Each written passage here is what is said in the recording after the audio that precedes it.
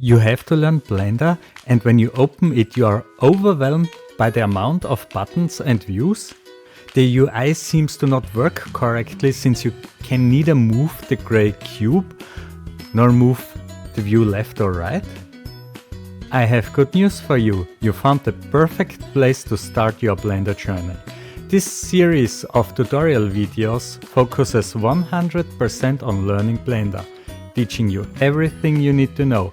And the best thing, this course is totally free. Today we start by learning the Blender basic commands. I know this is dry theory, so I will keep it to an absolute minimum. I will introduce only the bare minimum that we need at the beginning. We will build up the knowledge as we go in the following videos. Today we start learning the basic Blender commands. When you start Blender you should see a window like this one. Let me split the window in separate parts to make it a little bit easier to see what belongs where. The top part is the menu bar containing menus and default view configuration. Currently we are in the layout view. All the other parts are so-called viewports. Every viewport does have a drop down on the left upper corner where you can change what it is displaying. Let's have a look at the different viewports we see at the moment. In the right upper corner we see the outliner. Here we have all our objects, we can organize them in collections, we can give them names to find them easier. We can also click on them to select them in the viewport. Below we see the properties panel. This contains all properties of the last selected object. This means the available properties change based on your selection. At the bottom we have the timeline. We will use this to set the keyframes when we animate or when we do movement of the camera, for example. Last but not least, the big panel at the center. This is the 3D viewport. This is the 3D space in which we do most of our work in this video. At the beginning we see three objects. A light source here, a camera there, and a 3D model in the center. To navigate in this viewport we have to learn a few commands. If we want to zoom in or out and we have a mouse wheel, it is easiest to do this by turning it forwards and backwards. If you don't have a mouse wheel, I want to recommend buying a mouse with a wheel. But you might also press and hold the left mouse button on the magnifier button in the right upper corner here, and then move the mouse forward and backward to zoom in and out. Next we want to orbit around the cube in the center. We can do this by pressing and holding the mouse wheel while moving the mouse around. If you don't have a mouse wheel, you can achieve this by moving your mouse on the axis gizmos on the right upper corner, then you press and hold the left mouse button while moving your cursor. The last navigation command we need is panning around in the viewport by holding down the Shift key as well as the mouse wheel while moving the mouse around. Alternatively, you can press and hold the left mouse button while hovering over the hand button in the right upper corner. Now you can move your view until you release the mouse button. Blender uses so-called modes to define which kind of manipulations you can do. At the moment we are in object mode. You can see this here in the left upper corner. You can switch to other modes by selecting them in the drop-down or with keyboard shortcuts we will learn later.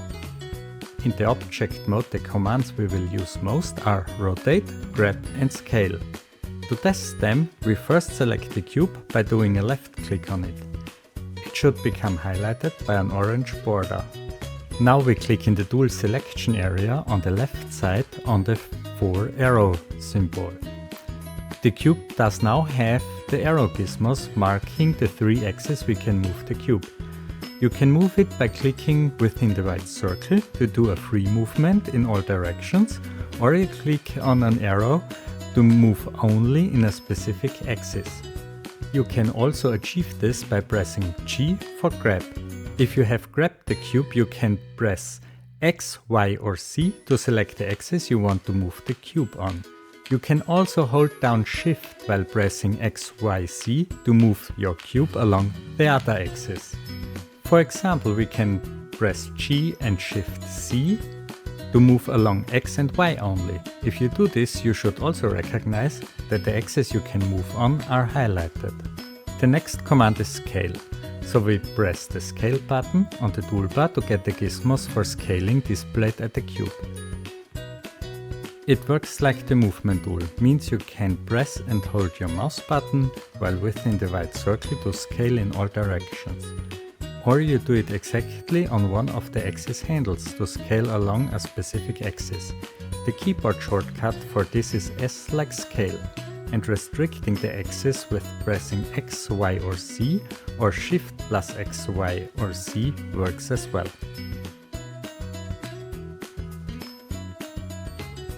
The third command is rotate. Again, we click on the button in the toolbar here, and then you see the handles for the different axes. The keyboard shortcuts for this command is R for rotate, restricting axis with X, Y, C, as well as with Shift X, Y, C does work as well. By now you might have recognized that there is an additional button in this group. It is called Transform, and it is a mix of all three commands, displaying all three handles at the same time. You can play around with it on your own. Next we want to take a look at the edit mode. You can enter it by using the drop down in the left upper corner or by pressing Tab. Please ensure the correct object is selected while switching to edit mode. Before we do a recap of what we have learned today, I want to remind you to subscribe, like and press the bell button to not miss out whenever I release new content. This will also help me to create more high quality content. Let's do a short recap now of what we have learned so far. We know that Blender does have different modes that define which kind of manipulations we can do.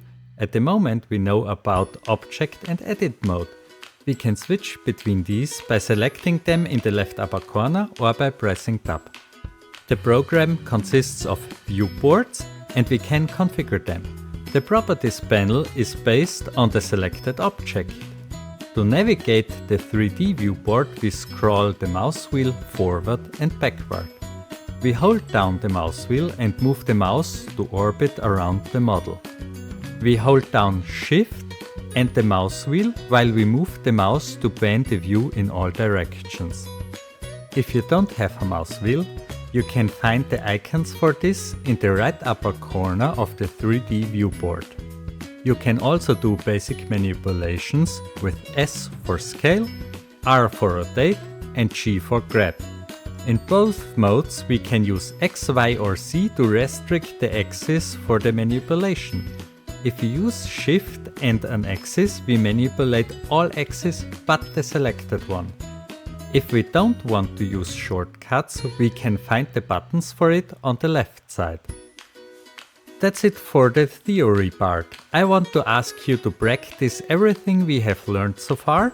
I also highly recommend to use a mouse with a mouse wheel, since this speeds you up tremendously when modeling. See you in the next episode where you will create your first model.